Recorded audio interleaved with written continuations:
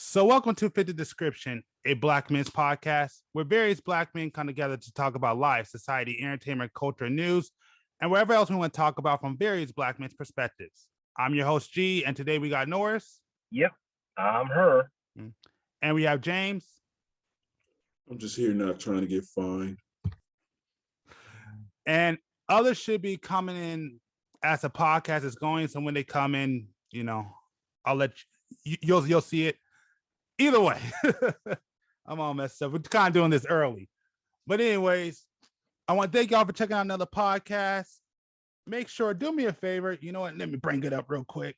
So if you don't mind, do me a favor. Make sure to check out the Cliff channel, Fit the Description, where we post about 2 clips a week. For now, we may do more, but right now we're only doing 2 clips a week. So make sure to check that out. Also, since you're here, make sure to like and subscribe, if you like the content. Also, make sure to share it because that's the only way we're going to grow. We also have a Patreon. Make sure to check that out. It's still being worked on, but it is up. So if you want to actually get a specific question answered or actually want to pick a topic, you can go there. Yeah, there's a fee, but hey, you'll actually be heard. You'll guarantee to be heard that way. And beyond that, make sure to comment down below. We want to get y'all more interaction. We want to, get y'all more involved. That's something we want to do. So make sure to also comment down below. Let us know what you think. And also, I think I announced this last podcast, but I'm going to say it one more time here. If you don't know, we finally are on Amazon. Fit the Description has finally made it to Amazon. So go to Amazon. The link will be down below because we're there now. We're on various different podcast platforms. Also understand if you listen to this audio, you are at a delay. So if you want to hear the current episodes, go to OPN on YouTube. But, if you like to listen on the audio, hey, it's there for you. And again, we do try to do some exclusive things for y'all from time to time. So, if you want to get some exclusive stuff from time to time, make sure to check out the audio version of this podcast. Other than that, we're going to go ahead and get going with the podcast. Well, society like to always bring up individual parts, individual sexes or wherever, but it's never about family. That word is never brought up. Okay, ever. Well then, because a lot of it depends on your definition of family and what you look at as what a family is. I mean, well, let me ask you, what is a family? It's 2 adults and agreeing upon certain rules that you two, like I said, those 2 agreed upon, and creating You're breaking up, B. You're breaking up, B. You're breaking up, B. Hello? You're breaking up bad. Oh, right. Oh, okay. Wait, can you hear me now? Yeah, you're back. Okay. Yeah, it was making this weird noise. I don't know what it was. You're back. You're back, Megatron. Wait. Okay, you're back now. Give me a second. Yeah. Give me a second. Let me see something. Okay. Okay, I think I'm fine now. Okay. Yeah. No. Well, it's like like I said, families define different ways. It could be cultural or religious, but yeah. But my point is, yeah. I mean, just going with what you were saying, but my point is that's what I'm saying. The difference is just how you see families. So that's that thing. So like some people may see it as like some people, our definition is family isn't necessarily for the husband or wife, but what the definition of family is 2 people coming together to raise children. Some people believe like the family is not necessarily for the man's or woman's happiness. It is for the child's happiness, or not the child's happiness, but to raise the best child. That's why you see a lot of old traditional families stay in relationships that are unhappy and because they wait for the child to become adult. And when the child become adults, my fault. Once a child's become adults, they divorce. Right. Like for me, like my personal definition is 2 people coming together, to 2 people working together for the betterment of the family, the relationship, and the household structure. Yeah. That's kind of my definition. We're supposed to work together to make it work.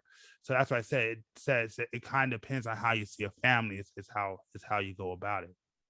Well, yeah. Well, it starts off as an individual, who you pick, and what you just said. It starts with her and you, and then, but you and her is just the beginning of it.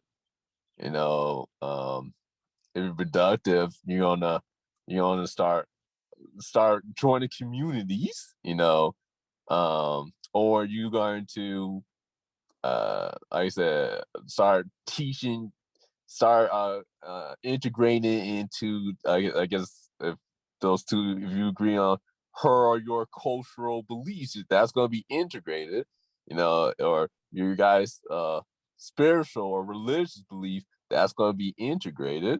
So, it's just, for me, it's just always, just making sure that core you and her is always strong, and just being on the same page, But and again, that still goes about your definition of a family, because some people don't believe in that. It's not about you or her. Okay, it's about this is the best for the child. Oh yeah, but I mean that's still that's also one aspect of it as well. The relationship for the most part doesn't start off with a child. It's just you and her. That's just agreeing upon building the family. Yeah.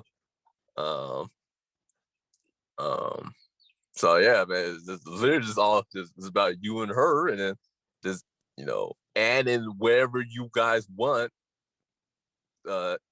within your system to be called a family. Yeah, that's all. Yeah, and like I said, no, I mean, I know I keep making the same argument, but I keep making it. I'm just kind of playing devil's advocate. Oh yeah. No, But yeah, I mean, I like that's why I keep saying like, no, that's not necessarily true depending on how you see a family. Because if I feel like where I'm in this situation, I mean, if it's I would say that's more like a situationship. But if I want to be in this situationship with a significant other, I want to have kids with this person, whether I decide to or not. You know, the goal, if I had that ideology, is say it's not about our happiness, it's not about us being together. It's about we're going to make a strong household to produce the best children that we can produce. This is why you have those couples who, stay together for the benefit of the child, and then finally, and don't get me wrong, that can go very poorly too. So sometimes Oh it's yeah, better of for you to course. separate. But hold on one second. All right, you good. Okay. Sorry about that. Yeah, my bad. But that's why I say I'm just playing devil's advocate. Like, no, if you see the family of your producer, if you're here for the kids, that's why I said you'll find. That's why you'll find multiple relationships where where they're in it, and once the kids turn 18, they move out the house, they get a divorce. Right. Because not necessarily about the two or the two. It's about that definition doesn't necessarily work depending on how you see what your idea of the family structure is. And some people say like think about that's not my personal belief, but that's actually an unhealthy way to look at the family, because they said a family is not necessarily was made for the man and the woman. It was made to raise children. That's what a family is. If you want to just be about you, then you can just stay for the rest of your life, never have kids, and be happy. Well, I mean, the children is just another job. It's just another responsibility, but it's not just about the child.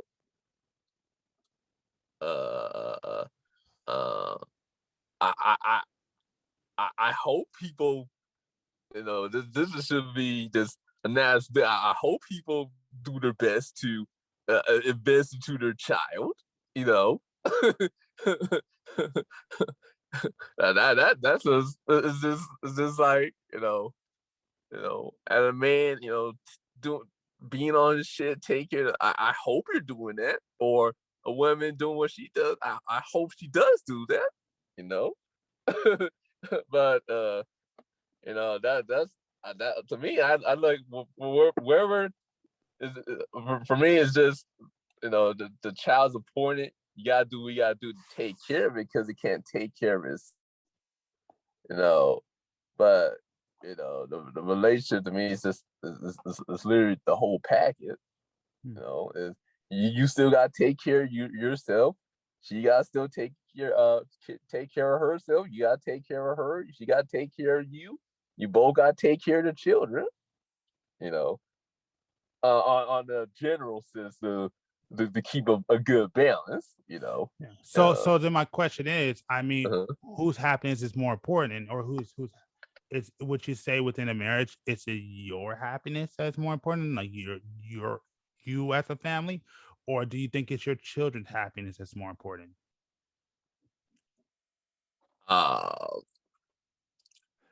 Because like I said, I've been in a meeting. I'm not gonna lie. I've been in a meeting where the dude said if I had to choose between my wife and my kids, I would let my kids die and say my wife. Wow. I'm dead serious. Right. Say nah. Say well. That I mean that's like me personally. You know, I've sacrificed my wife or my kids, just because, or I've even sacrificed my own self for my kids, just because, you know, I made it to adulthood. You know, I know who I am at this point. You know, and I look at my kid and it's like, man, he has a whole future ahead of him, man. You know. So sorry to cut you off, but I mean, that goes to my point of saying, so the family is made to raise children, not necessarily for your happiness. Oh my God! Hold on one second. It's actually funny. It's like we've actually had this conversation with the kids about sacrifice, and it's so funny that you say this. So basically, you know, it's about sacrificing this. Obviously, like, yeah, you know, society would want you to put your kids first, but I'm a strong believer is that it starts with you. You wake yourself up in the morning. You can't put your kids first because you have to put yourself first. Like, I don't care what anybody says. It's like people can say, oh, I put my kids first, and you know, this and that, and my happiness gets put on the back burner. But it's like you still have to go to work. You still have to make money. You still have, like, if your kid's truly happiness came first, you would look your kid in the like early in the morning, because if it was up to your kid would be like, no, daddy, stay home all day. And you're not gonna tell this kid, yeah, I'm gonna just stay home all day, and who cares how we pay the rent? So that logic is asinine at the end of the day. But on my point, it's like we asked a kid about sacrifice.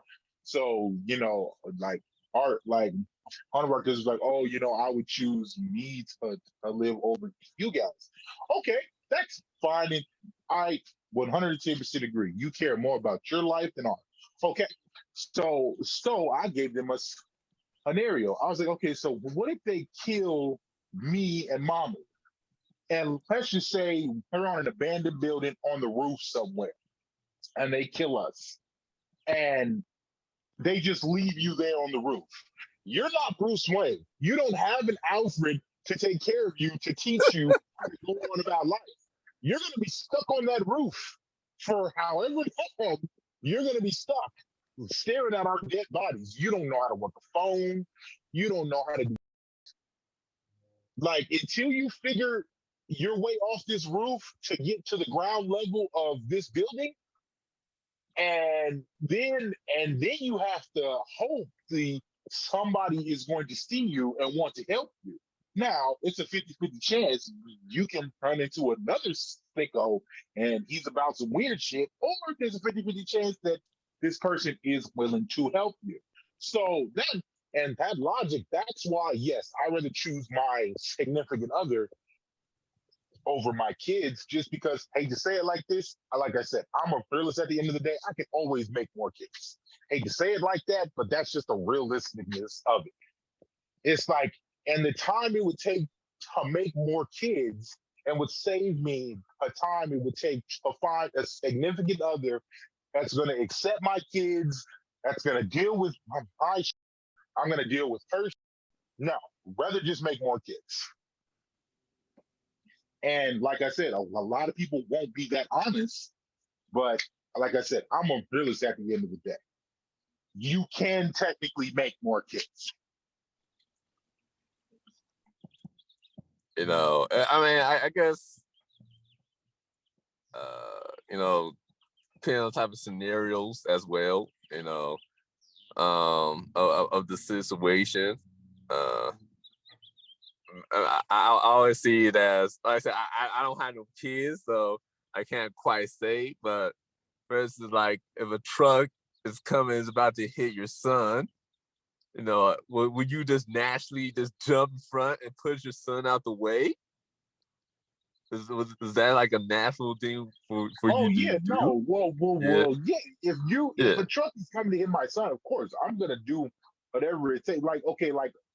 Okay, sacrificing yourself is one thing, Yeah, but like I said, in a scenario on where like I just gave to you, or you asked a right, child, okay, would you sacrifice? Who would you choose to live? It's not right, that logical, but right, it's like a selfish act of just like in the moment type. Oh yeah, right, hands down. You pick your kid. right. Yeah, that's what I was saying. Like, but it also depends on like the situation at hand, because like the first example that you said, if you ever got shot, your kid can't do shit, but your wife can at least call and get some help or something. Then I mean, it is what it is, you know. It is what it is. I mean, unless you all want to go out together. But you know, I mean that's I think that'd be I think that'd be justified. I think that'd be justified. It's like, okay, everyone got shot. It's between your wife where she could do something and help out the situation, or your kid where unless he's like Bruce Wayne, Exactly. if he's like Bruce Wayne, it's not going to go well. It's not going to go well. I mean, the most logical thing to do is to pick your wife. Um, it would suck, but hey, But it, but what's funny about that logic, and I think every man can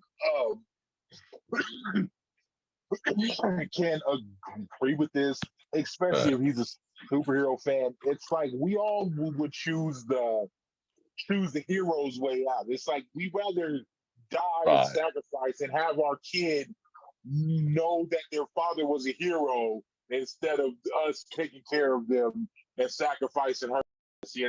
It's always funny right. that they rather die a hero's death than be like, oh no, kill her because she's not gonna take my hero's death from me, from my kid. That's how sick we as fathers are.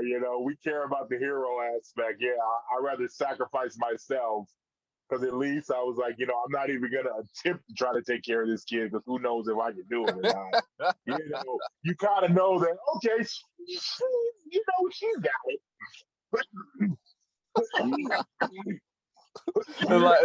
It's like Superman and his parents. Yeah, exactly. They His trust. father's though. Huh?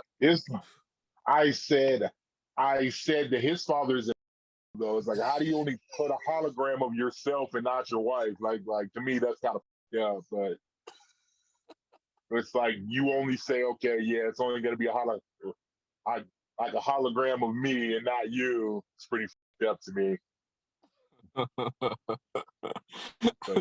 Well, also the fact that he sent his only son across the freaking universe by himself in a little spaceship and shit, expecting him to be the last hope, man. Like, What Like I was said, the it odds doesn't that work kid like that. died, Though. man?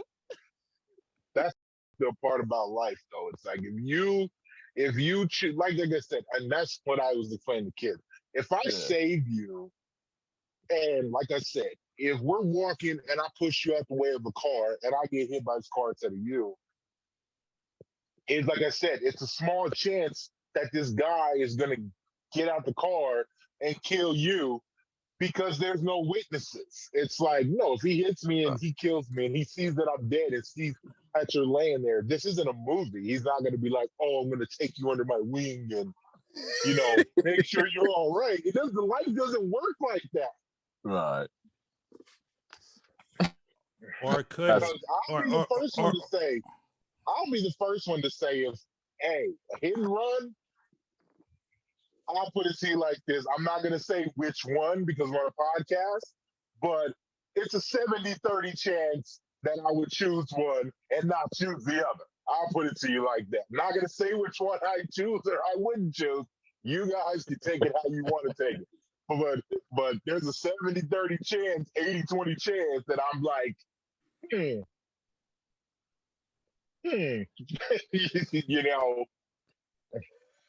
And like I said, you guys don't have to say it, but that's just realisticness of it.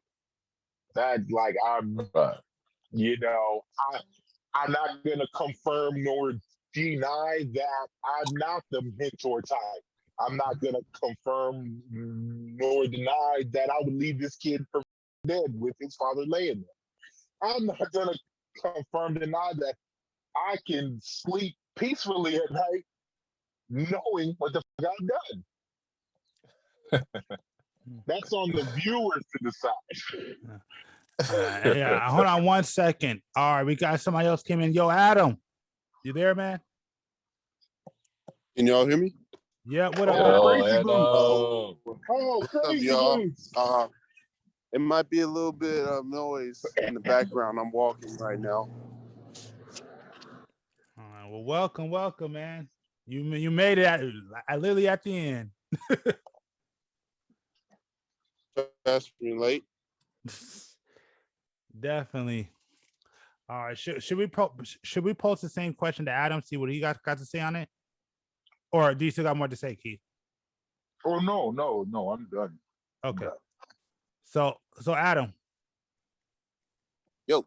So basically, what we were talking about is basically how we see the family, and actually, we're at this point where basically I was asking everybody like, what is more important? What is more important to you? As what is more important? You and your wife, or you and your kids, or basically if you had to say one, your kids or your wife, your significant other, who would you say? That's a hard question because it's hard to answer. I mean, I can't choose both, right? And then explain my answer, right? No, because it's more of saying, because basically how this whole conversation came out was basically we were talking about, what is the family. Some people believe like the family is like some people say it's an entire household, like the wife, the wife, the husband, and the kids. Some people believe that a marriage or a relationship is based upon the kids, and some people believe that it is the parents over the kids, and that's where like the core of this conversation came from. So I guess my question, and that's basically the core of my question is, what is a family to you? Like what do you define a family as, and what is more important to it? You and your significant other, or your kids, and who would you sacrifice? I didn't get to answer that part of the question. Yeah, because you weren't here for it. Damn, man. First and foremost, I just got to say this, that the only time I ever heard that of someone putting their wife over their kids, or, like their relationship, was when Steph Curry gave that interview. And then after that, I've been hearing it a lot more. So I just have to say that first. But if I had the choice, I would choose the kids, because I mean, I helped bring them into this world. Like, they don't have an understanding, and I'm trying my best to teach them, that information. And just like just like my wife is. And, you know, I don't know how I would feel if I had somebody else raising my kids and, you know, I took off, or me and my wife took off. I know it's not the exact answer, but that's how I would see it. Like, I am sacrificing my responsibilities in the sense to do what I want to do in my relationship, how I want to do it.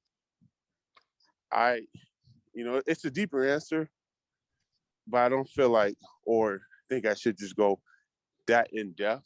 So the lightest way I can put it is that I will put my kids first. And I know I that got a that's not question. the right answer for everybody, but you know, I just look at my kids and it's like, I would sacrifice so much for them, you know, but like I said, to each their own, how I would sacrifice to what I would do might not be exactly the same way that my wife would or somebody else would. But, you know, if I look at somebody and, you know, it's a common idea, common realization that I would sacrifice almost anything for my kids, you know, yeah. All right, so Keith has a question for you. Okay. So, who is the sole provider in your household? Or not sole, but main. It's me. Okay. So, so, so he dies. Who's watching these kids every day for the next 365 days of the You said she dies? year? Yeah. If she dies, and because you choose your kids over her, so I'm saying if she's out of the picture, you know, how does your life function as well as it does now? Well, it won't be the same. It won't go back to normal, no matter what. No matter if we get better, you know, it won't go back to the way it was and the way it could be. So that's the first thing. I have an idea, you know, and I would enact that idea or plan, but who's to say if it worked? Just because, you know, of course I would change my my job schedule, my hours, if I had to, especially with the job I have right now, where they do have different hourly positions, and you know they're understanding. If they're not understanding, then oh well, you know, I'm just gonna go to another job and do the best I can there. But what I would effectively do is, as soon as some stuff happened, go to my job, let them know, hey, this is what the idea is. This is what I'm going to do. Change my hours around to match the hours of my kids, similar to like what I got right now. Like I get off around 2 a.m., sometimes 4 a.m. That's enough time to take them to school. I'm there, and that's enough time to pick them up. Especially with the littlest one not being in school. I would see about daycare out here, you know, paying it myself or getting the help I need for the time being. If I can't do that, I talk to my moms, because my mom's is more of a family person than I am, because she, no lie, she keeps talking to me about finding a home that we can all live in, like, you know, that stuff you see on TV, those family sitcoms on TV, or like country living. You know, I would just see if a family could watch them, because I'm not gonna lie, I don't exactly trust the daycare systems that we have. So, but I mean, like, it'd be trial and error. I would try it that way, maybe change my hours to where I worked when they would sleep and someone was there with them at night when they slept, like my sister and my mom, and go from there. And it'd just be a trial and error at that point. And I get all of that, but the one it's just funny how unfortunately, like I said before, You're breaking up. You're breaking up, Keith. Can you hear me now or no? No, you're still breaking up a little bit. You're better, but you're breaking up still a little bit. Hello? All right. Hello? Hello, you there? Yeah, can you hear me now? Yeah, you sound like, but yeah, I can hear you. You're fine. You're good. Okay, hold on. Let me put this up. So no, I just think it's funny how men think logically and not emotionally. You know, it's just funny in all of this. It's like you know, you never mention the emotional distress that comes from losing a person that is impacted your life so much, and not only yours but a kid's mother. It's like these kids are going to be emotionally, like, they can't just keep going on through life. It's like we as men, like, I am 110% agree. It's like my life does not stop if somebody dies. It's like me and death, we're completely, like, I am completely fine with it. If somebody dies, you know, my life does not keep moving because it's sorry, my life keeps moving no matter what this person passes or not. It's I've so-called trained myself to believe that. But and like, I'm not saying this as an example of death versus me, like, and I went to jail for 11 days. You know, I thought that things were going to work efficiently in my household. And it's like I came to the realization of it's more emotional breakdown. Like, my son stopped eating, and my, you know, they stopped doing things. They were emotionally broken. And it's like, and that aspect of it is never really talked about when it comes to the, like, you know, I was waiting for that to cross your mind. It's like putting them in daycare or family or this or that, but they lost their mother. And just to deal with that alone, you can't, or I mean, you can, but it's like you don't want to yell at them and you don't want to scream at them, and they're going to need you to be there as much as possible.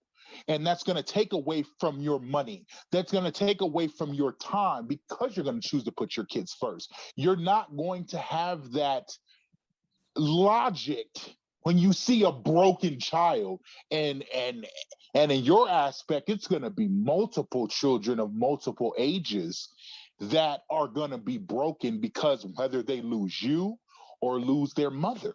And like, that's one aspect that it's just funny how, like I said, I've been in that situation.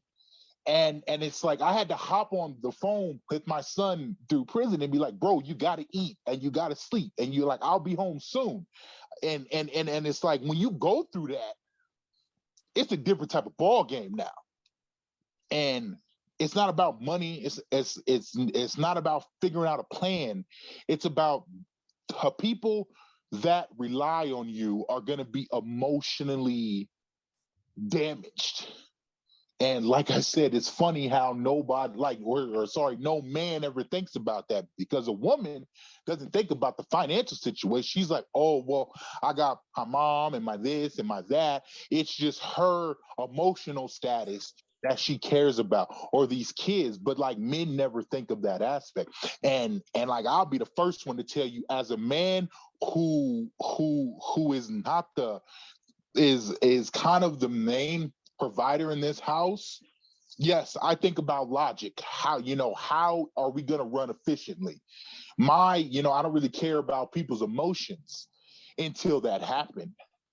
And it's like, until you see that, until you experience that, you're like, damn, I got to change the way I go about life. I got to change, like that's why when he was saying that every 5 years, it's like you should have a conversation with not just you, but you should also have a conversation with your kids, like every 2 years, to see what their likes, because they might like the Hulk and how they like um sports. They might like sports and how they like rock music.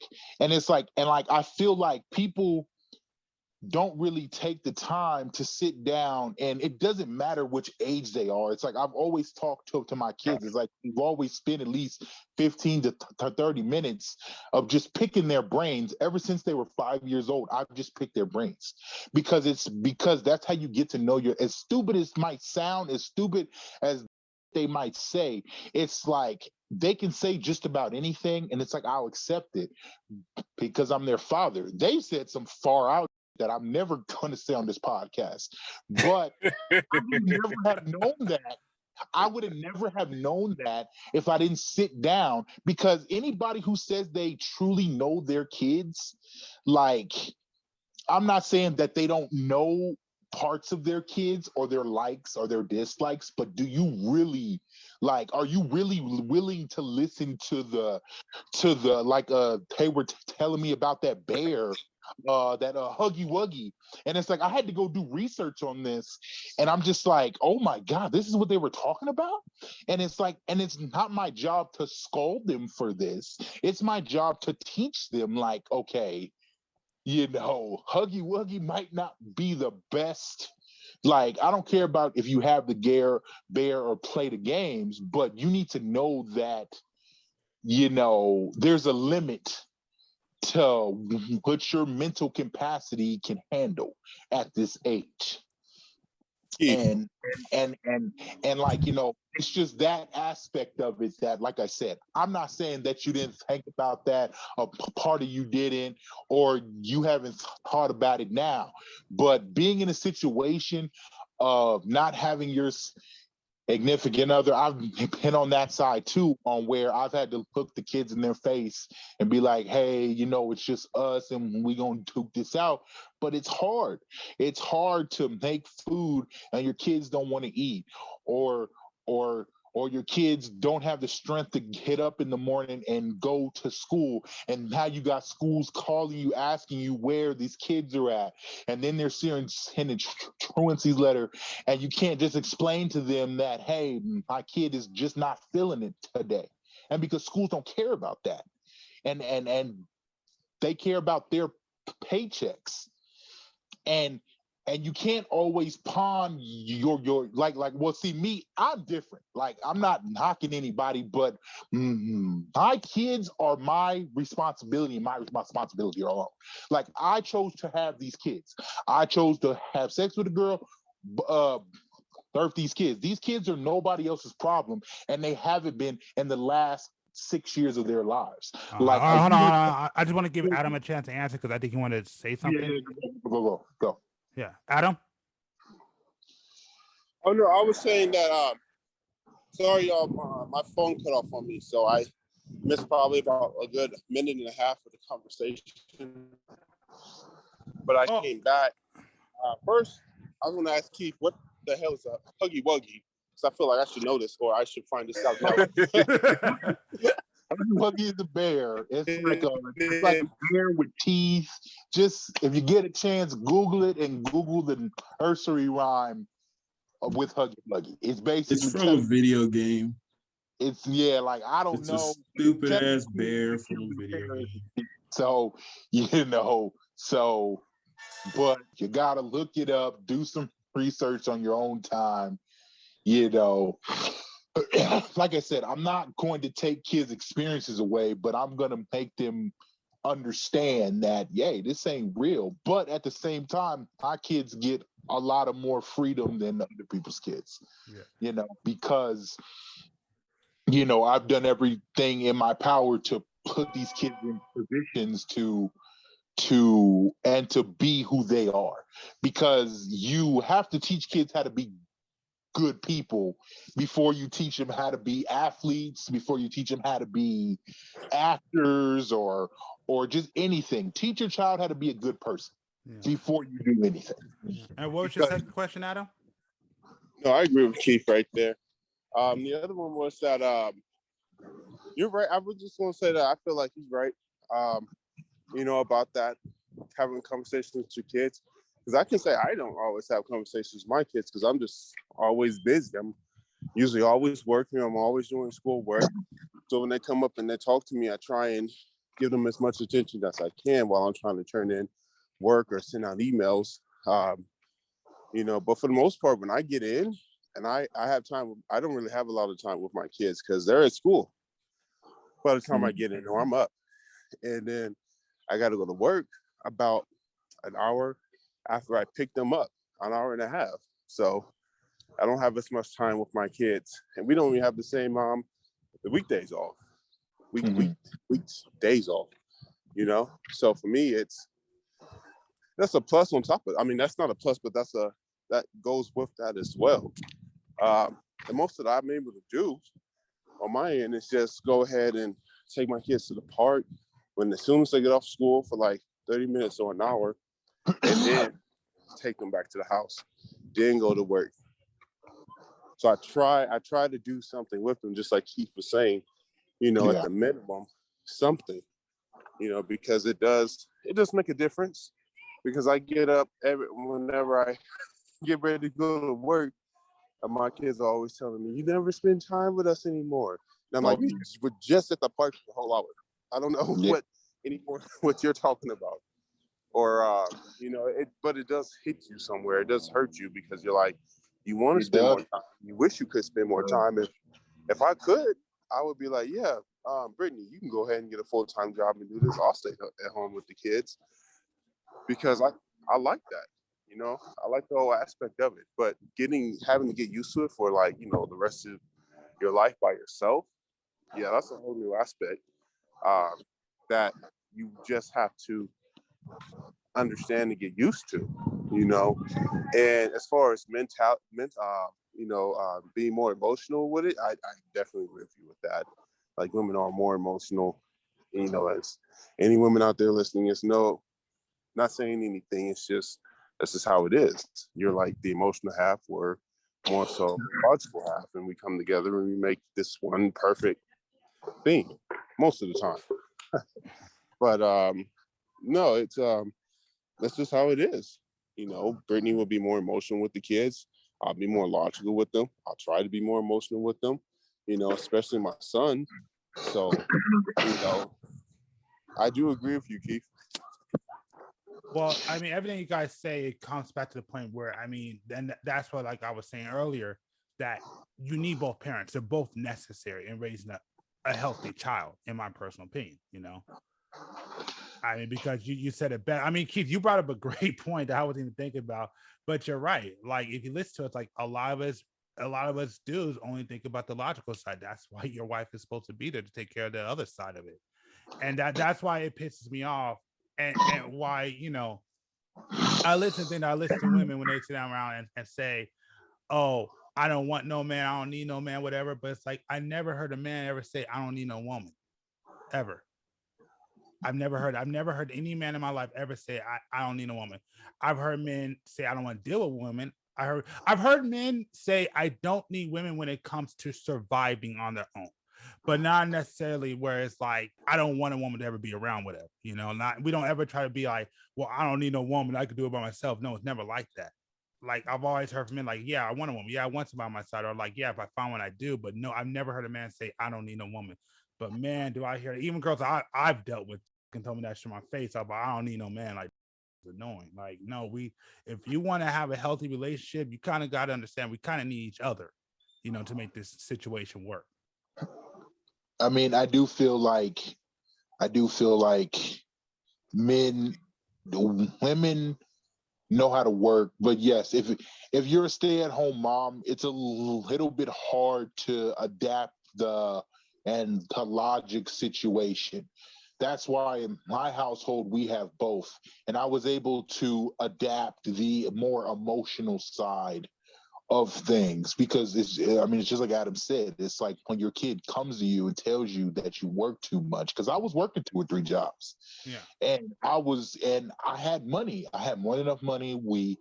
But it's like, I'm coming home, seeing my kids in passing, I'm seeing her in passing, and I hated it. Like if I die or something happens to me, I can't take this money with me.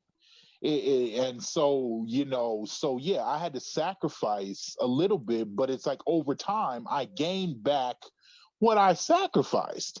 It's like, yeah, he's now a dental assistant and making hella good money, and I work from 12 at night to 8 in the morning, hitting on my watching movies all day. Like, I make a good amount doing absolutely nothing. So it's like, it might have been hard at one point in time, but it's like I gained one thing that I love more than anything. And my kids know me. and like I know them, and like, you know, it just brought us so much closer. Like, you know, like, I mean, I hate to sound sappy, but I love being a dad. Like, I mean, it's one thing that no matter how much money is given to me, no matter how much anything, and it's not no knock against anybody on this podcast or anybody on the planet, but it's like I did not have kids to work like an insane person. I didn't have kids to have them tell like you work too much. Like, but at the same time, I have that luxury to be in the position that I'm in. Yes, I had to sacrifice at one point in time, and fucking it was hard for like a year or two, but I figured it out. And now it might not work for everybody, but like all those CEOs and have kids that be like, oh, you know, I just wanted you around, and you know, you work too much and this and that. It's like, okay, but you live in a mansion, and you know, you kind of got every car that you can drive. But yes, from a kid's point of view, it's like you got to look at it from a kid's point of view. It's like, yeah, I got money, I got the world, I got this and I got that, but it's like you were never here. You were never here for any football game, basketball game, teacher, parent teacher day. It's like you just always threw money at the situation. It's like you made my birthdays good. You made Christmases great. But what about the other 363 days out the year? And it's like, that's what I had to sit back and look at. It's like, I can make your birthday awesome. I can make Christmas awesome. But, and my kids hurting 363 days out the year. It's like, what kind of man does that make me at the end of the day? Like I said, I'm not saying that everybody has to adopt this logic to having kids, but I know for my kids and how I want to raise my family, that's what I chose. And you know what? I like what you said there. And it's the one thing that, I mean, being a single guy and hearing from the other half is that we understand that we can't have it all, that we have to make some sacrifices somewhere, you know, and depending on what we on what we want to do with life. Like you just said, like this is how I chose to raise your, this is how you chose to raise your family. Just like me, again, granted, I'm a single guy, I don't have kids, so I can think like this because I am who I am now. But like for me, it's like you know, I'd rather sacrifice all my time, make a crap ton of money, you know, make sure my kids are good and can eat well, know how to have any worries, and may cost me my time to be with my kids. But at least I know at the end of the day, my kids are safe, they're healthy, they're well fed. And yeah, I may have to deal with that resentment, but that's, as of right now, being a single guy out of a relationship, I would rather have that. Now, could that change when I have kids and maybe that emotional bond happens? Absolutely. I mean, heck, I've seen you change when you have kids, from before you had kids to now. You totally changed. So, but I would say just for me right now, it's like the only thing I could think about right now, consider, and probably because I am single, is that all I want to do is just keep providing my kids everything, and so they don't have to worry about nothing. But that's just how I choose to feel right now, and I'm going to say that. Yeah, I mean, talking as a single guy, well, I was always, you know, I was always I want to homeschool my kids. I want to homeschool as talking as a single guy right now. I want to homeschool my kids, but that's why I'm working on the trades right now where I can't work from home. I'm switching on my career where I have the skill set where I don't have to go to the job or a building anymore, or the job is going to be working at home, and I'm trying to prepare because it's not just that, it's also because I want to have like a mini farm, grow a garden and all that other stuff. Well, that's kind of hard when you have when you're on the job, you know, that the job is taking up most of the time, and I, I like what Adam and Keith said when they brought that their kids told them that they don't have that much time for me for them, and I actually thought about that at one point. I was like, I don't want to work. I mean, I want to work, but I want to be there for my kids because it was something I growing up with my parents that they never really connected with me like that. There's a lot of things I can't talk to my mother about. When my father was alive, there was a lot of things I couldn't talk to him about. And I like that Keith with his relationship with his kids that they're able to open up to him and talk about anything with him. I wanted that. I want that, for them to be open to me. And why I can understand, what they're going to, what they're thinking, how they're growing. So I can adapt and invest or take time or take those extra trips or field trips or whatever I have to do to invest into what they're into at that moment. I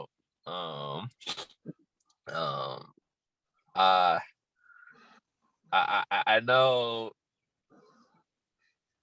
Like I said, I'm still talking as a single dude. I don't know how it is to have kids, especially when it comes to the amount of hard work and sacrifice you put in to make sure your kids are good. I don't know. It's just me, So, but no, just little things like just being close to the kids, wanting a good relationship with the kids, enjoying what my kids do, being a participant in what my kids do. If my kid was a martial artist, I'll be in every book reading about martial arts, and actually try to learn that shit. But I can help my son train when he's not training with his T-shirt. No, I want him to be good with. Put on some Bruce Lee. Huh? No, and it's true though. It's like I've been sparring with Hubba since he was about 3 years old, and like I said, he was on that whole when he was a kid, he watched Batman and Robin, like the animated one. So he's always been a Batman fan because I've been a Batman fan. So I kind of pushed that on him. But it's like he's always in my little Damian Wayne. Like he still spar. But I mean, I'll never tell him this to his face, like I say all the time. But his hits is getting harder. I mean, this kid is fucking. It's just turned 9, and this shit is. I mean, the shit's starting to hurt. Like I ain't gonna lie. So, but it's like, I taught him that just in case he gets to a fight. That's why when he comes home and says he got into a fight and he lost, I get so mad. It's not because you lost. It's because what have I been sparring with you for 5 years for? It's like 6 years for. It's like you could at least put him in a chokehold. I'm not saying that you got to square up with anybody. I've taught you enough things to choke a motherfucker out quickly. Right. But at the same time, his logic to me was so great but so sad. It's like, Dad, I'm stronger than a lot of these kids, but it's like, I want to have friends at the same time. And it's like, you hear that, you're like, fuck, dude, I was there too. I was always bigger than everybody. So it's like, I had to take a lot of from a lot of people just to have friends in like elementary school and middle school and shit like that. But I can kill all you motherfuckers. But it's like at the same time, I had to take a lot of verbal abuse and psychological abuse just to have friends. So it's like when you see that shit on the other foot, you're like, God damn. You know what's so bad? You know what's so bad? It's so bad. The only thing I could think about is this old fish I had. His name, we call him Blue. And basically, this dude, he would eat goldfish. Like that was his thing. Like you know, he would eat goldfish. But Wait, what? I'm telling you the story. So he would eat goldfish. So the fish got so lonely, it stopped eating the goldfish and it started eating the fish flakes. So it let the goldfish live and like live so I wouldn't be lonely, because my fish got so lonely it stopped eating fish and started eating the actual regular fish food. Kind of fucking Jeffrey Dahmer fish do you have? What kind of That's it. Because no, it's supposed to eat fish, but stop eating the fish. what the fuck? I know I'm not the only one that Fish out of left field, bro. That shit was weird. I'm like, what? Goldfish eating fish? What kind of sick shit is? You should have threw that fish away and got another fish. That's what you should have done. Hey man, that was a good fish. That's the only fish I had that when I say I his think name that was took a lot, because You're fish aren't the smartest things in the world, but just for the fact that the fish went against its own nature. It's like, I see food, but you know what? This isn't food anymore. This is another fish just like me, because I don't see any other fish but these. So probably basically was like, that's what happened. "What's up, fish?" And the goldfish was probably like, "Blah blah blah." It's like, well, that's good enough. Basically. Like, no, I don't like the tone that this fish gave me. Like, what? Like, why would you keep a fish? Like, I don't know, bro. That's a little deep, though, you know. But okay, I don't know what that has to do with. That is a true single guy's perspective right there. I can honestly say that. I think what G's trying to say is somewhere deep down we all share a connection. Well. And my kids carnivore to the fucking other kids, then maybe we'll share a goddamn connection. But that was on a different level. That shit came out of left field, man. I ain't gonna even lie. And there's nobody out there to use that catch. There was not a soul. Because that shit kind of threw me off. That shit got dark real fast. That just shows you what kind of childhood he had. I think we're gonna remember this. Oh, trust me, you and the world probably gonna At least a remember couple. Yes. And they're gonna be like, was this like a somewhat Batman version of the fish? yeah, be like, who that's gonna be the first question they ask.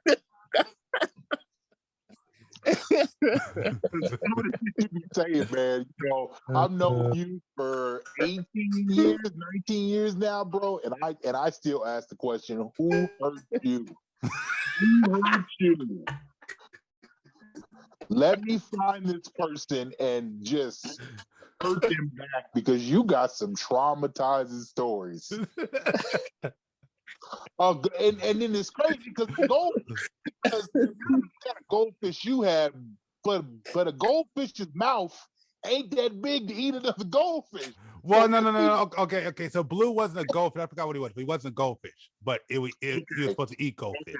Change that story real quick, because I'm just like, like a beta fish or something. No, it's like not that, a beta. where they fight the other fish? It's not a beta. I forgot what it was, but like that's what I say. It was Blue. They would call it Blue because it was a blue fish. But yeah, no, like it was. That fish should have been named Killer. Its jaws to consume another fish, and that alone is traumatizing as it is. I would imagine. Yeah. I mean, there's just a lot of questions and not a lot of answers.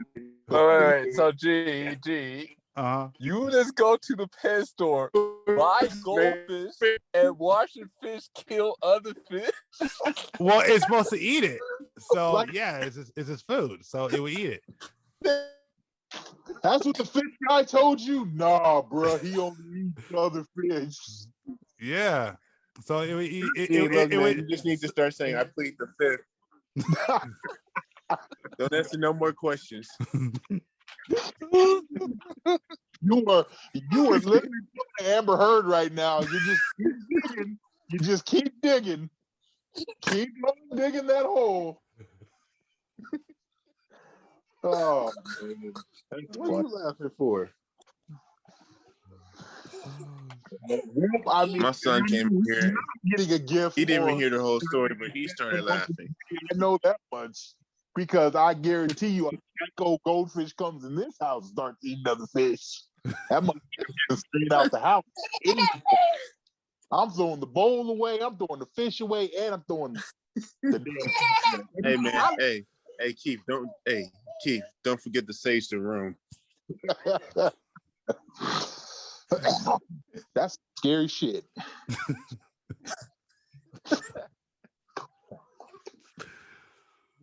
Oh my god! Like I said, man, don't hate on my fish, man. That's the only fish I ever had that came when I called it. Yeah, I am actually 100% sure now that wasn't a fish.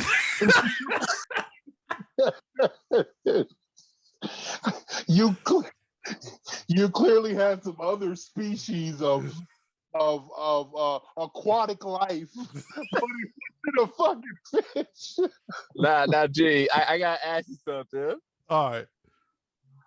After the fish got done eating, did you just leave the parts in the ripped up skin and bones? Did you just leave it in there? Did you at least clean it out? Yeah. Like I said, there's a lot of questions, but there is no answer. What kind of splice shit is that fish on? Kind of goddamn. Have you ever seen that movie? Was that movie when they was in space and they found a little organism and it started killing everybody? Hive. Like, have you ever seen that movie? That's what this shit sounds like. It sounds like whoever found you an organism in a damn shit, and they called it a fish, and they were like, here, and it literally ate fish, but because it can survive in water, it's technically an aquatic life, but it was not a fish. That shit sounds terrible. I see why you're traumatized as an adult. Because there's so many holes in your story about, yes, I mean, B makes a good point. A fish basically isn't like, a fish have bones last time I checked. So unless it ate the bones,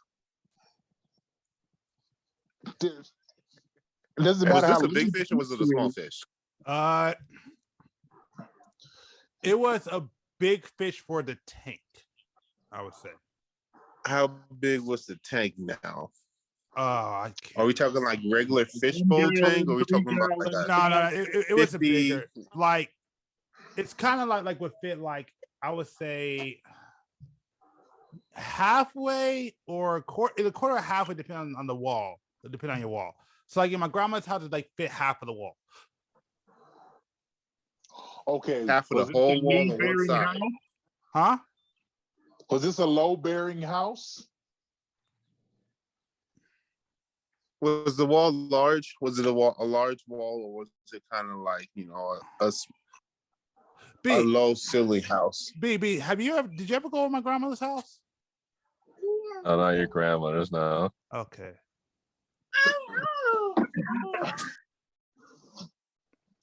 Okay, let me just ask this. Was it a 2-story house or 1-story house? Oh, it's a 1-story house. Okay, so it was about what? Maybe like, I would say a 7-foot wall. What school did you go to? Like, what elementary school did you go to, Keith? I went to a couple. Yeah, because I could kind of tell you what house depending on what school you went to, but yeah, I don't know how. It's hard for me to tell you how to gauge it. Like you'll have to see the house. I'm just okay. I'm saying, did you go there as an adult?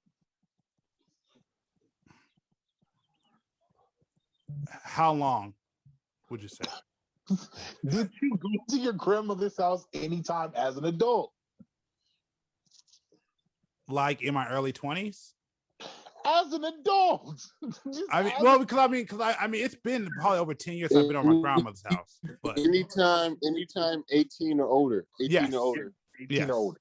Yes. Okay. Technically, you've been the same height since 18 until now. So I'm saying, when you stood in your grandmother's house, obviously you're not a child anymore. And so that ceiling looks a little bit closer. Every 9 times out of 10, 1-story house, like average house, is about a 7 to maybe, depending on, like I said, it's about 7 to 7.5 feet high from the ceiling in an average house. You know what? Okay. Okay. Going based on your height, this might be the better way to do it. Going based on your height, you could probably touch the ceiling with like a bin in your arm. I was about to say, okay, well, that's even worse because I can do that in most houses. So, like I said, 7-foot house. Yeah. So 7-foot house, and you said it was a majority of the wall? It was like half. It was like half of the wall in a way. Okay. But it was like the full. It's like 7-foot house. Let's just average out to be four. What is that? A 4-foot tank. You know, it's obviously not the whole tank because it's sat on something. Yeah. So let's eliminate about 2 feet. So a 2-foot tank. 2-foot tank. So that means I don't even know where the fuck we were going with this. Never mind. I completely forgot what I was doing. But it's not logical for this fish to be eating other fish. It's just bad because I had it all mapped out, but he kind of just threw me off with the adult shit. Yeah, I kind of just got threw off of a whole logic that I had in my mind. It was gonna be great, but it just constantly just went out the fucking window. Never mind. On to the next topic. Jesus Christ. Oh, geez. Wait, I do have a question. Did the fish die or did you get rid of it? No, it died. It died. How long did it take for it to die? Oh, it was alive for years, dude. Surprisingly. Fucking fish is this. Yeah, man, I am definitely in agreement with Keith. That probably wasn't a fish or a normal fish. It was an imposter. Hey, I'm done.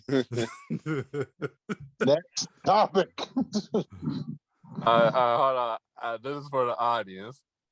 I'm looking at Huggy Wuggy. Oh, okay. Oh, God. What the fuck is It's a sharp-toothed video game bear that's got an effed up smile that It's fucked up. Stupid. It's fucked up. It scares little kids. Oh, wow.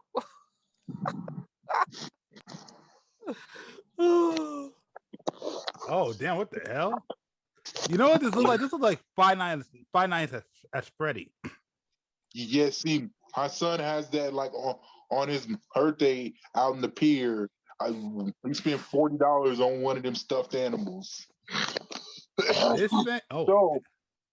So then on the bus ride back, I did my research on this and was listening to lullabies, and I was like, "What the hell did I just possess and put in this house?" So that was fun. Yeah, that's exactly it. You know what it reminds me of? What's that? See those? Not right now. I'm saying though, okay, that's nice. Anyway, Anyway, saying, though, because kids it reminds me of the SP. Well, you know, you like Adam, you're breaking up. What you say? Because you know, kids are. Those SPC. Do you guys know those SPC monsters or those SPC like what I talk about, like the 200 Creatures or this and that on YouTube, and like just is it CPS CS? It's something. It's like it's like it talks about monsters and like different types and everything. Like Siren Head is one of them. I know about it. That's why I don't know what Huggy Wuggy is, but I see him now. But Siren Head, just a little coloring book with that. Yeah. That's definitely something that I seen on our little monster thing. So it looks like they tried to cartoon. I can't even say. I don't even know if the word it's a word. Cartoonize it because Five Nights at Freddy. That's a horror game. But now they make it like it's like a little 5-minute song on YouTube that talks about it, that makes it look like it's not a horror game, but like just run away from the bear type game. But yeah, that's what it reminds me of right now. I'm pretty sure there's a song on YouTube about it because I'm just looking at this. Like I said, I think the biggest issue is that kids aren't even afraid of stuff like this no more. It's like they're obviously they're so desensitized to it because there's like, and it's my fault. I'm not gonna ever say that it's not, because we've been watching horror movies since they was kids. Like they watch Annabelle for fun at this point in time. It's like they watch like they watch horror movies for fun. Like these kids, I watch like every horror movie. Not every horror movie with them. Like I'll actually go and see if it has nudity in it and check the scene and see what scene it is and all that stuff, because I'm not with the kids watching sexual action TV, because I'm just like, okay, I'm not trying to have that conversation right now. It has happened, but like I said, we watched everything: House of Wax, Hills Have Eyes, Holorona,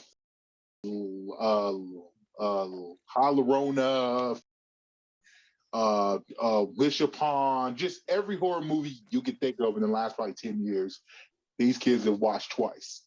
And like I even went back and watched the old time Freddy Krueger's, but stop at 2. That would be my advice to you, because Freddy Krueger is a pervert. So stop at 2, because 3, 4, 5, and 6, too much. I can completely say that. Don't even watch any of the Friday the 13th. Halloween's are good, but anything that has to do with Freddy or Jason, don't even bother. Don't even bother. Because Jason, he literally, I thought it was a joke, but no, he only kills people that just have sex. Literally. You can literally just get done having sex and he'll kill you. Like, I'm just like, bro, like, is it just because you're not getting any? Is that what it is? Like, well, wasn't the story that he drowned because the counselors were like having sex and then they let him drown? Yeah, that's true. Hey. That's true. Well, by that logic, I guess I'd go on a killing spree too. But damn, like right after, you couldn't wait a couple days, my nigga. Shit. Now that is a clear definition of an incel. As soon as I got theirs, he was like, I'm about to get mine. Yeah, right. But like I said, horror movies are, like I said, these kids talk about a lot about death and stuff. That's probably the only thing that I don't like, is the outcome due to them watching horror movies so much, is that I think I kind of just desensitized them to like, now they take it as a game, like that Huggy Wuggy shit or Five Nights of Freddy. Because I look at this shit and I'm just like, this would terrify me as a kid. But no, they're fucking hard as fucking rocks, man. They can literally like watch a horror movie. Like I remember when they were young and we watched Sinister, and Sinister, I mean, dude, it's right there, man, especially for like a 4 or 5-year-old. Think about if you were 4 or 5, like me. I couldn't even watch Jeepers Creepers at one point in time. I was fucking like, okay, wait a minute, this nigga's on another level. he's sewing people to walls and shit. Like, nah, that's on another level. Like, even now, trying to watch Jeepers Creepers, I'm like, damn, this shit is fucking fucked up. Like, it's terrible. And but like, just to see them like watch shit and go straight to bed, I'm just like, y'all are brave, bro. It's like I would have had to watch some cartoons or some Cosby's after something to nullify that fear. Man, I used to have to sleep with every light on. Like, kids are just another type of breed. You know, it's just a different world that we live in. It's crazy.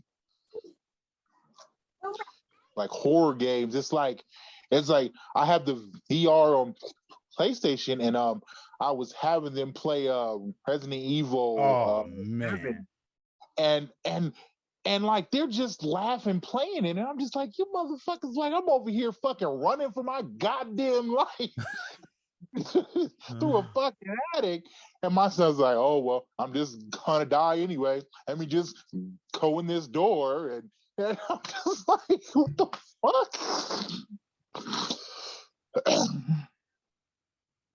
I was like, what have I done? I was like, I don't know if this is a good thing or a bad thing.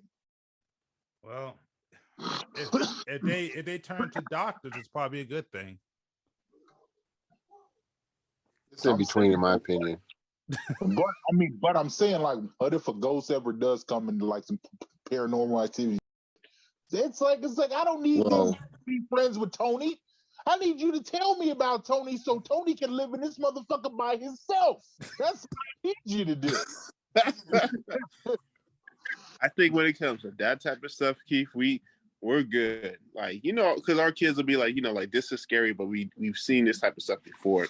But when it comes to ghosts, that's a whole entirely different type of thing right there. That's no matter what you do, get out. Just get out. Get out. So there's no House Haunted Hill type situation. There's no, like, you know, but the thing is fucking cat ghosts in the fucking yeah. Have you seen the Friendly Ghost movie since 2010? Oh, has anybody recently? Yeah, like in general, I'm just saying since 2010. Has anyone seen any type of friendly movie? Casper is a friendly ghost. But no. He's in the last 10 years. Casper wasn't around in the last 10 years.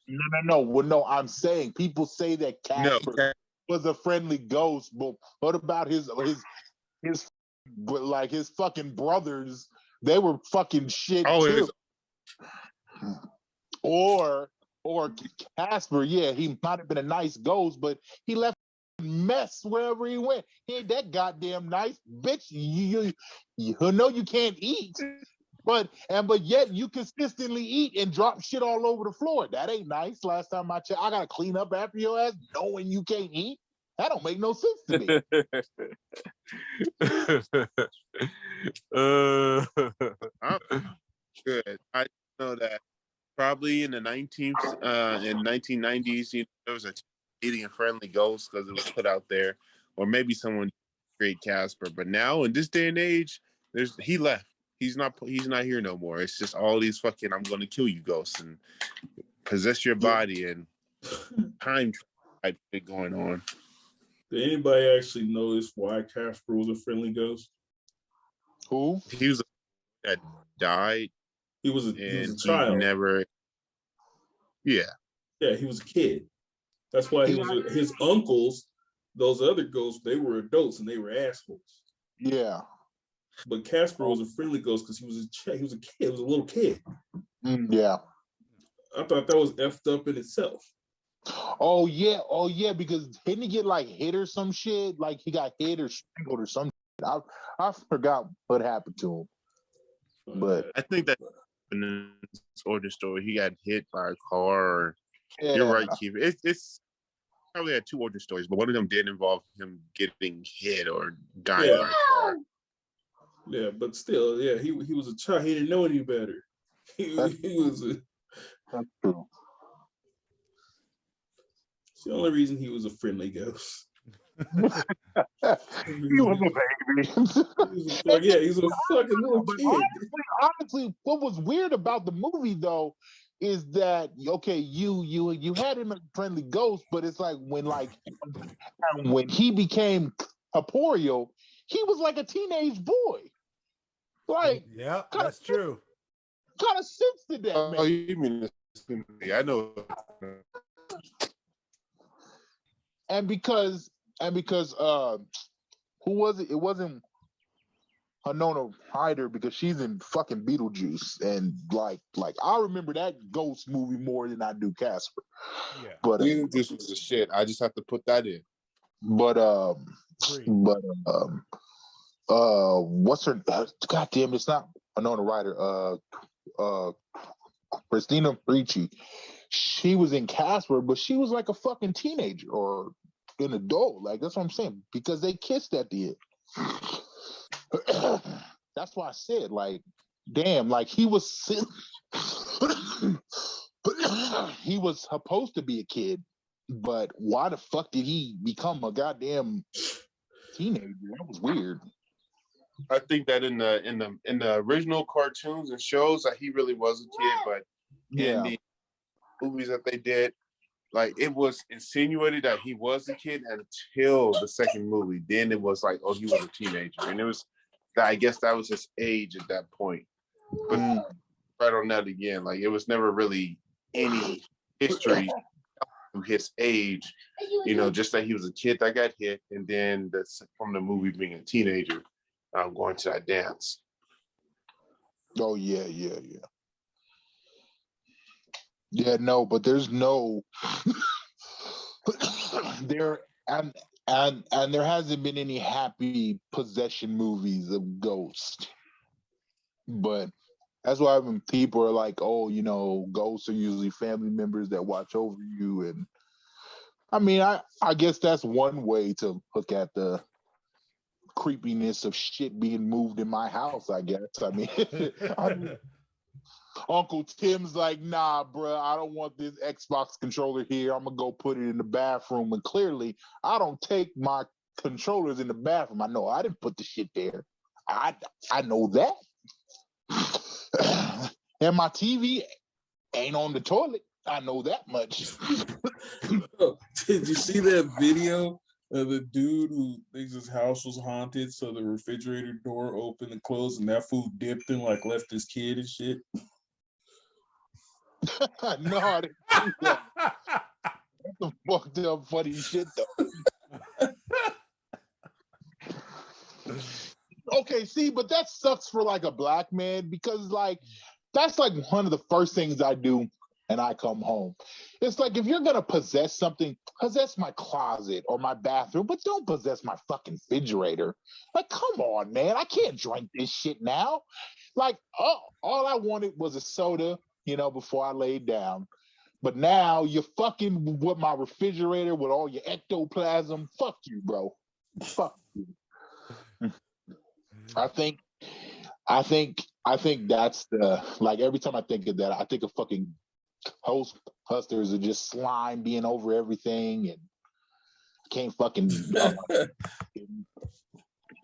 That's funny though. It's like, oh, kids, well, I gotta save myself. I mean, I tell my kids that all the time though. I'm like, dude, if there's ever a zombie apocalypse, I've taught you guys how to shoot. I will be no Rick Grimes. You were gonna know how to shoot.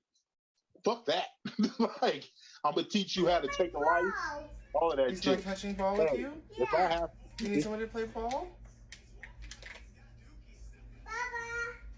what? Oh no. Oh no. Oh no.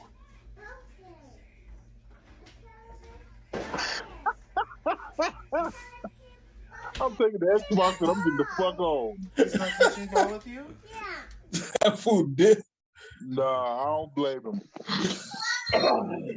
Fucking kid.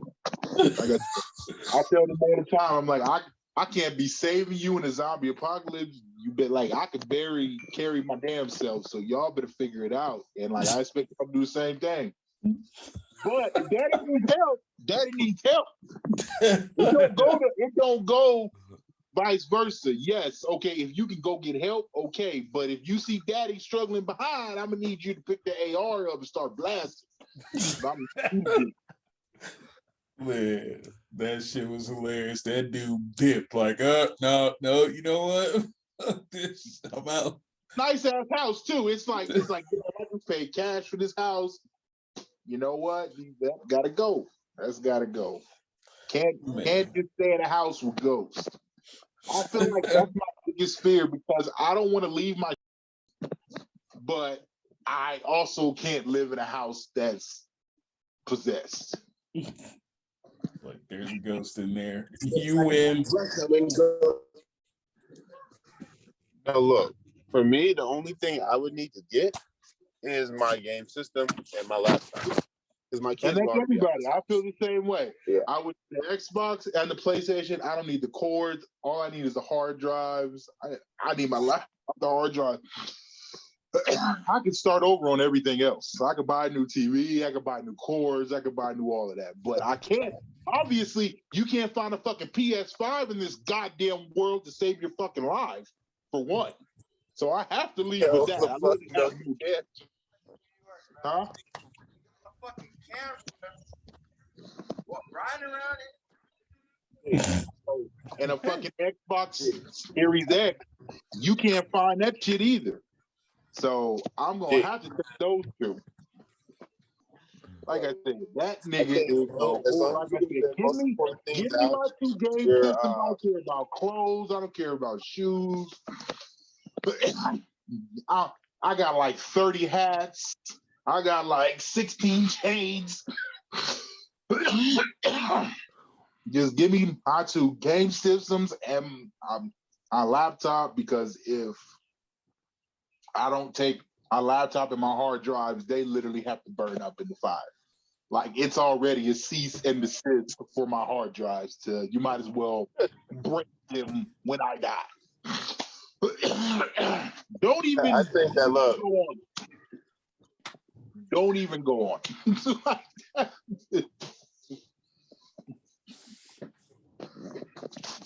Laptop, you might as well throw it in the ocean. I want to, yeah.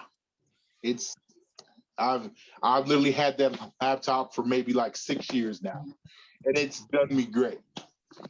But that laptop has seen better days, and it's seen dark days, and it's like maybe not you guys will admit it, but hey, I'm a man, and I get bored, I look up bullshit. And I'm also a man, I save bullshit and to look up the same bullshit that I saved later. So like I said, so you accumulate that over 6 years. Like I got a fucking 5 terabyte, I got an 8 terabyte, and I got 3 fucking 2 terabytes, and they're all full with shit. Like I said, you might as well throw all them in the ocean when I die. So everybody on this podcast, that would be my first request to you. Drive out here, don't take the hard drives, you fucking sickos. Just take them, throw them in the pier. Don't plug them up to something else. Don't be like, oh, it can't be that bad. And just think that it's that bad. And like that would be my advice to you. Well, there's a very big important question. No, there's no questions. That's all I'm asking. No. That's not my question. My question is, if that was to happen, can I still take your game systems? You said what? If that was to happen, can I still have your game systems? Well, Hubba's already called dibs on the PS5, and Nina's already called dibs on the Xbox One. So if you want to go through them, good luck. Yeah, see, look at fucking Smeagol coming around the corner herself. Are you just waiting for me to be 6 feet under? Is that what I'm? Is that what I'm understanding? Shut the get. I don't want to even know the answer.